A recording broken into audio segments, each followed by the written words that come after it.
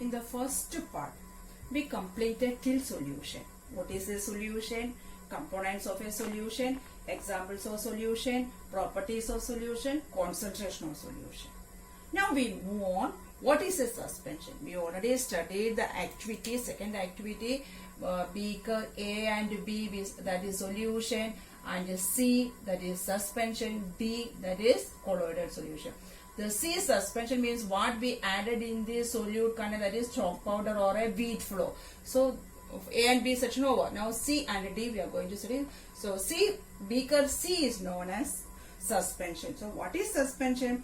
Here solids are dispersed in liquids. Here we can see that solids are dispersed in liquids are called suspension. So how can we define the suspension? A suspension is a heterogeneous mixture. Suspension is a heterogeneous mixture in which solute particles do not dissolve. These solute particles do not dissolve but remain suspended throughout the bulk of the medium.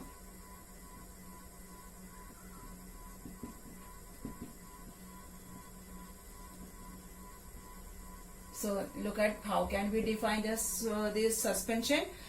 Suspension is a heterogeneous mixture. Heterogeneous mixture means we can see the particles with our naked eyes and visible boundary. So here also we can see the particles with our naked eyes. So heterogeneous mixture in which solute particles do not dissolve.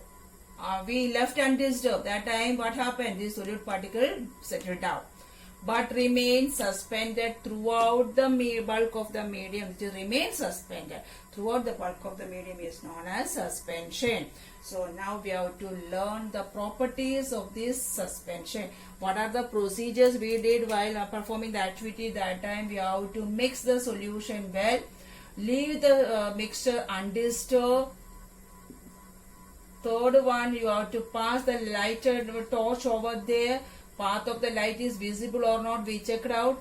And the fourth one, you have to filter it. Filtered, any residue will remain in the filter paper or not, that also we checked out. So from these, it depends on these all, we are going to study the properties.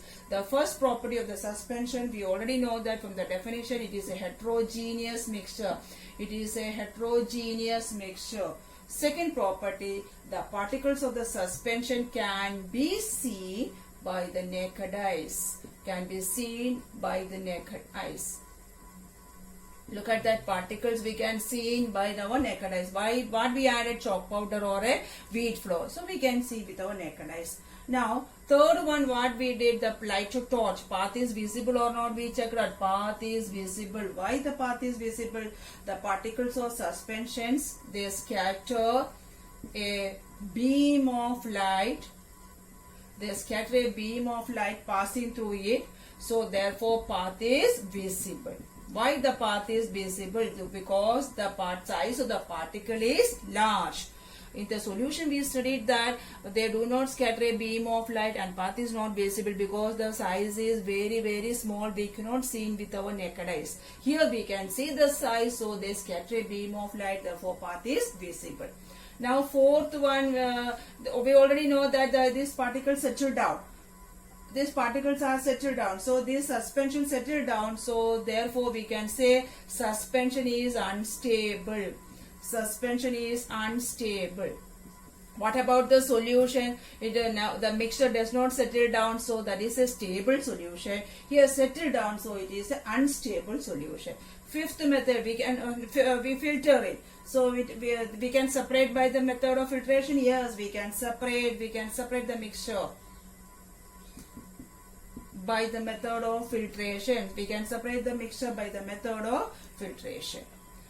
So once again, what are the properties of the suspension? It is a heterogeneous mixture. The particles of the suspension can be seen by naked eyes. Next one, particles of suspension scatter a beam of light passing through this and therefore path is visible.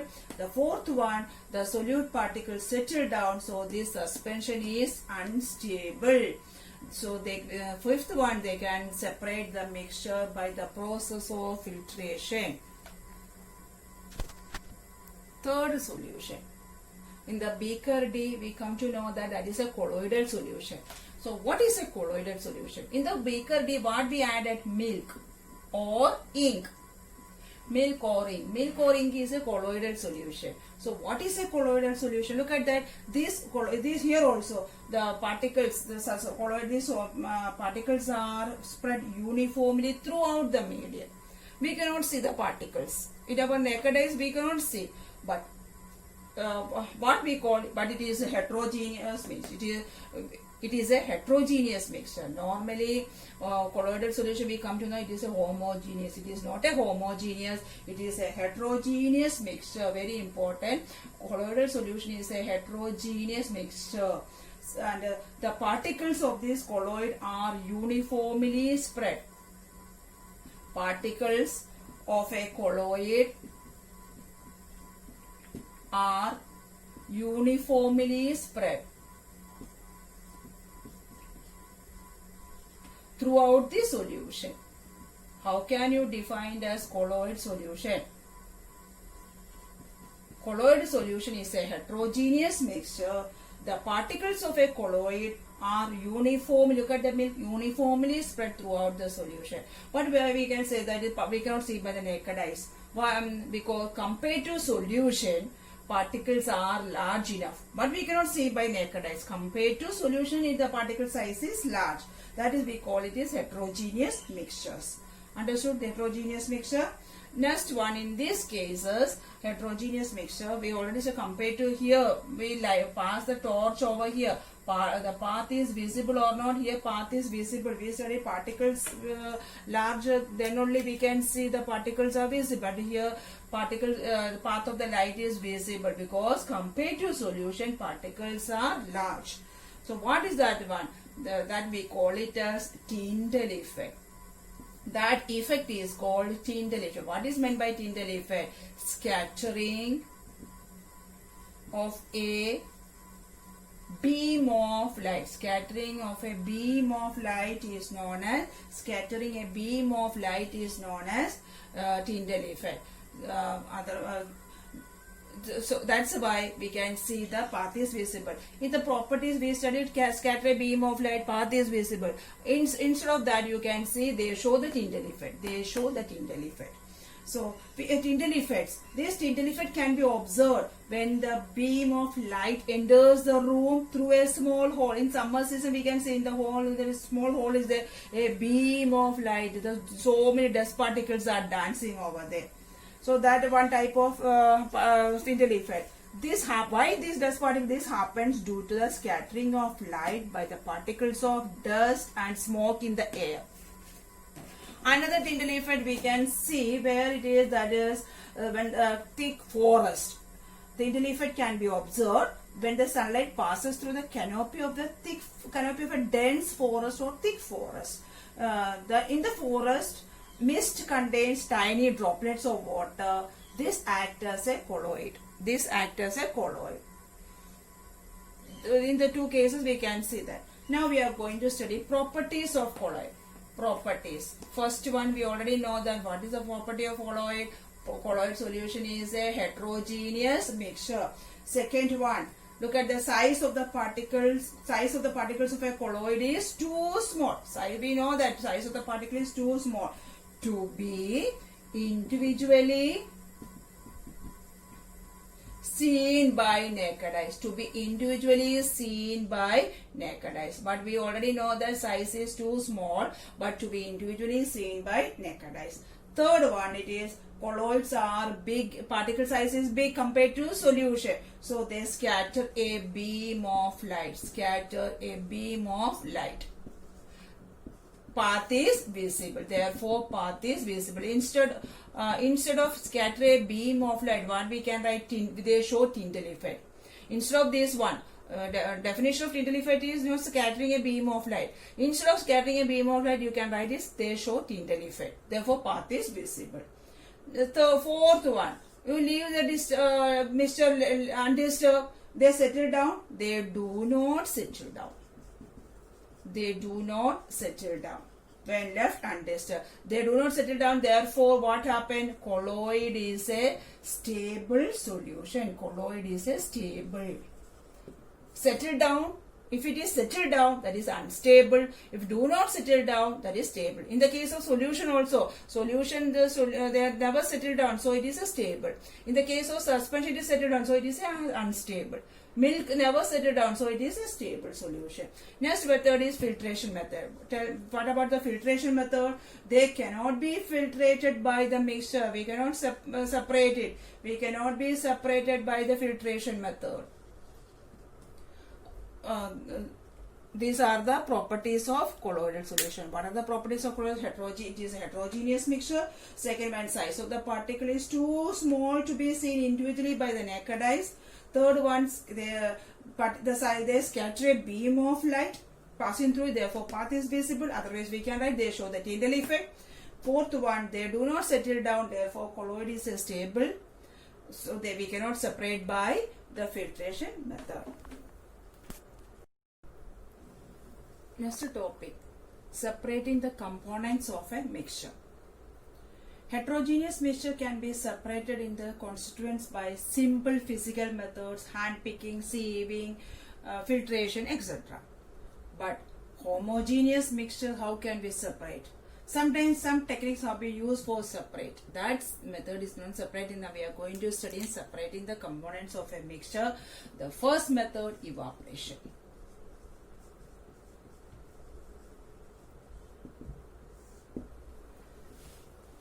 Here, how can we obtain colored component, that is dye, from blue or black ink? So that let us perform that activity. Take a beaker, fill half of the beaker with water. We have to fill the water. Now put a watch glass on the mouth of the beaker. Add 1 or 2 drops of ink in this beaker. 1 or 2 drops of ink. This is watch glass.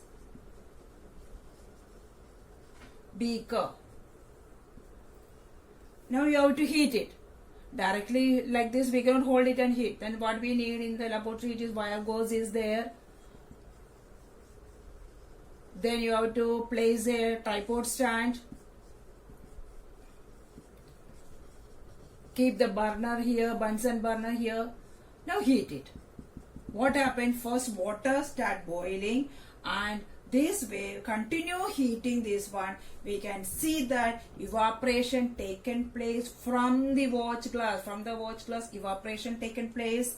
Continue heating, and afterwards we can see that the evaporation stop and stop the heating over there. So observe the carefully and record your observations.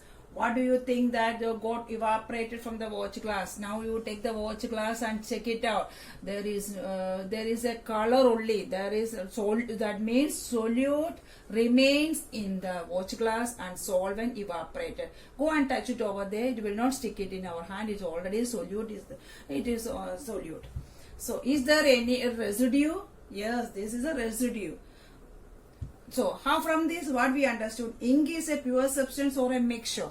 Ink is a mixture. That means solvent already evaporated. This method is known as evaporation. What is the principle it is there? We can separate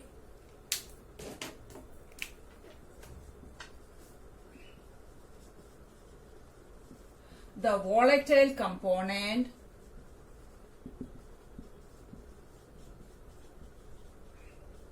from its non-volatile solute.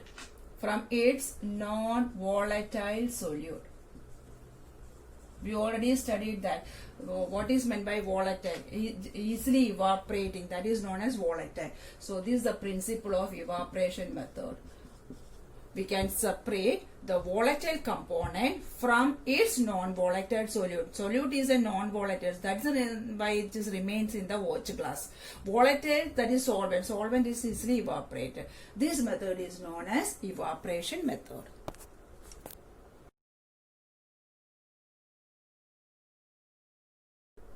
Second separating method, that is known as centrifugation. Here, how can we separate cream from milk?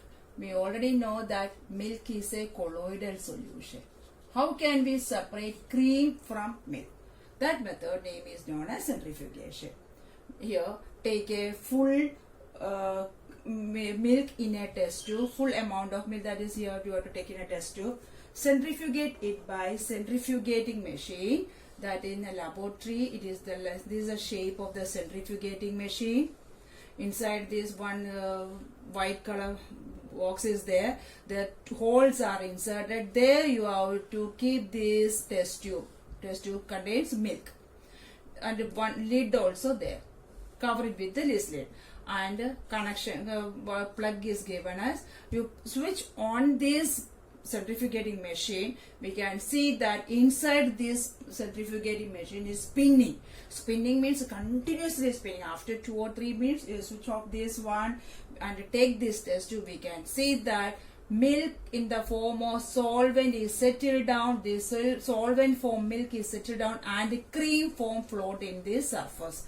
This method, so like this way we can separate solute and solvent. Cream float on this test tube, and solvent, the milk just like a milk solvent form, that is settled down here. Why it is solvent settled down and the milk float on? The density of this solvent is more than density of this cream. Cream is light in weight, so that's the reason it float in this milk solvent. So what is the principle of this one? Here we already studied the denser particle. The principle of this one, the denser particles, very important principle. Denser particles are forced to the bottom. Otherwise we can say that denser particles settle down, and the lighter particle, here which one is the lighter particle? Cream. The lighter particles stay at the top. Stay at the top. When spun rapidly. That is very important. When spun rapidly. When spun rapidly, these denser particles are forced to the bottom, and the lighter particles stay at the top when spun rapidly. This is the principle of this centrifugating machine. Now, what are the applications of the centrifugating machine? It is first application, it is used in diagnostic laboratories. Diagnostic laboratories. For what purpose they are using in diagnostic laboratories? For test the blood and urine. For blood and urine test. For blood and urine test. Suppose if you are not feeling well, so that time doctors are advising to check the blood and urine. So for that time, what they are using, they are this our blood and urine, they are keeping in the centrifugating machine and checking it out. Second one, that is used in dairies. Second is used in dairies or home to separate butter from cream. That we can use it also. If it is centrifugating machine is not in our school, we can use the churning the milk. All the time people are using the churner is there. And other ways you can put it in mixer also. Mixer. We can separate from cream. That from the milk we can separate the cream, the solvent and solute is separated out. And the second method is that means we can use in dairies and home to separate butter from cream. Third method is again you can use in washing machine to squeeze out the water from the wet clothes. Dryer, that is another uses. The 3 uses are there. Applications, principles and applications are very important. Principle, denser particles are forced to the bottom. Otherwise we can say denser particles are settled down and lighter particles stay at the top when spun rapidly. And applications, they are used in diagnostic laboratories for blood and urine test. Second one, used in dairies and homes to separate cream, butter from butter and cream. Used in third one, it is used in the washing machine to squeeze out the water, dryer, from the wet clothes. These are the uses of centrifugating machine. Third method, separating the components of a mixture. That method name is separating funnel. Here we have to separate a mixture of, very important, immersible liquid. Immersible liquid. That means immersible liquid means they are not mixing. That means if you are taking a oil and water, we can see the boundary of this one. Water settle down, oil floats. Why water settle down? Density of water is more than density of the oil. That's the reason it is settle down. Otherwise, we can take it as petrol and water. Petrol and water, kerosene, oil and water. These are immiscible liquid. We can see the boundary layers also. So that type of liquids, how we can separate it out, that is immiscible liquid. That method is known as separating funnel. Method and apparatus both are same only. This is the shape of the separating funnel. At the bottom of this funnel, there is a stopcock is attached over there. This one, it is stopcock. And one more things we need, the beaker. We have to keep it at the bottom of this separating funnel. Now you have to add oil and water, otherwise kerosene or water, petrol or water, you have to add it like this and cover it and leave this mixture, leave this solution undisturbed. After some time we can see that water settle down, oil floats. So how can we separate it out? Now open this stopcock, or this slowly the water comes down, and this water level reaches in the stopcock. Suddenly you stop it. So we can separate the water and oil remains in the separating funnel and water is separated out. Like this way we can separating the oil and water. That method is known as separating funnel and the apparatus is also known as separating funnel. What are the otherwise, let's first one principle.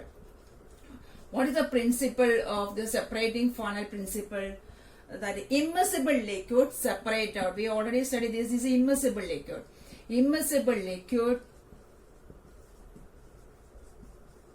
separate out in layers. Immiscible liquid separate out in layers. How it comes in layers? Depending on their densities. Depending on their densities. Immiscible liquids separate out in layers depending on their densities. That is the principle of the separating funnel. We already know that separating funnel, what type of liquid taking? Immiscible liquid. These immiscible liquids separate out in layers depending on the densities. And the principle application, next one application. In all methods we have to know about the principles and applications. The first application to separate the mixture of oil and water, what we did, that is the first application. Otherwise we can write to separate the petrol and water. Otherwise to separate out kerosene, oil and water. Second application, first application oil and water. I will write here application. Oil, separate out oil and water. Second application it is to extract iron from its ore. Extract iron from its ore. That means we already know that we are getting the iron as impurity. It contains impurities. So how can we separate? That is in the big furnace, that is we are heating at a high temperature, and due to the high temperature there are so many layers they form, slags, gangs like this. So they are removing the outlets also they are given, so they are removing like this, and afterwards we can extract the iron. So this is the method. So these are the two applications. What are the two applications? We have to separate the mixture of oil and water. Second one, the extraction of iron from its ore. These are the two applications of separating funnel.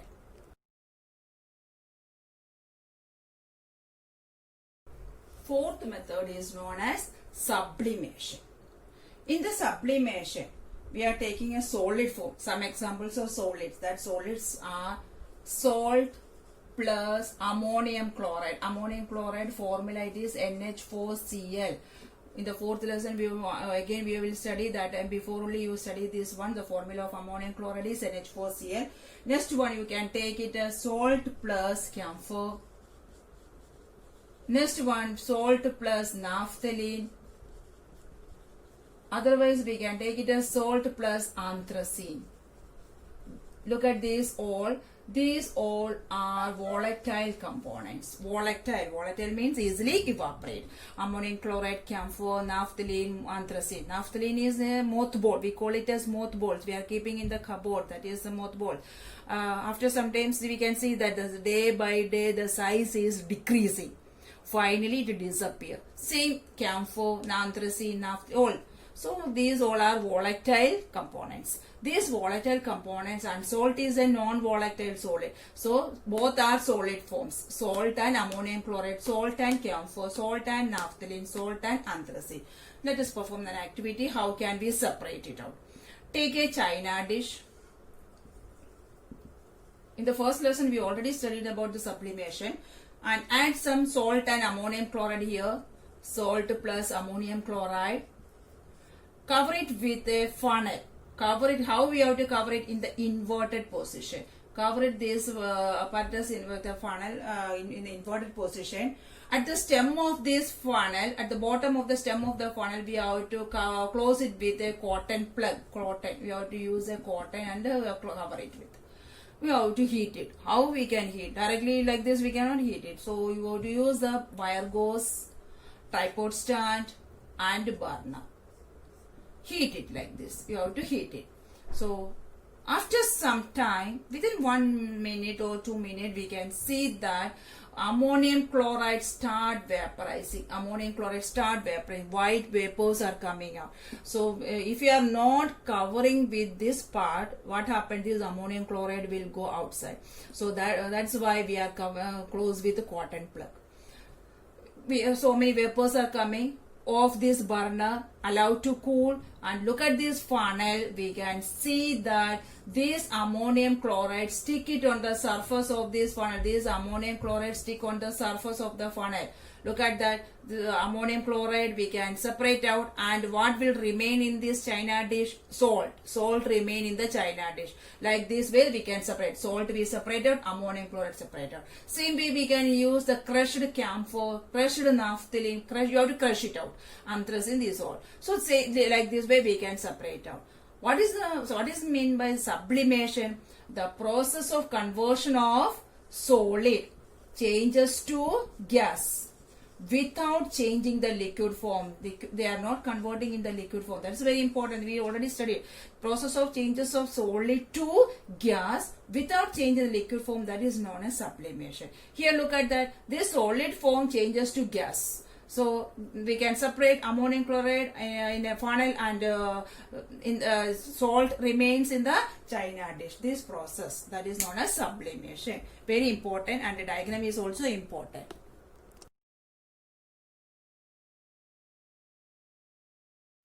Fifth method is known as chromatography. That is the fifth method.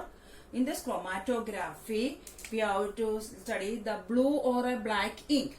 This blue or a black ink, a single color. This one is a single color.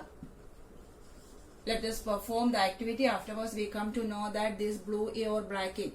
This from this word meaning chroma. Chroma is a Greek word. Chroma means color. From this technique, we have to study the separation of color. First, we are used to separate the color. Separation of color. That is known as chromatography. So let us perform an activity. Take a filter paper strip. We need a filter paper strip. Now draw a line using a pencil. That is a very important thing. You have to use a pencil approximate 3 cm or 2 cm above the lower end. Above the lower, like this. You take a scale and measure the 2 cm or 3 cm above the lower end. And now you have to add a 1 drop of blue or a black ink. Black ink, mostly use black ink, and allow to dry. You have to allow to dry. Now use a chromatographic jar. This is the shape of the chromatographic jar.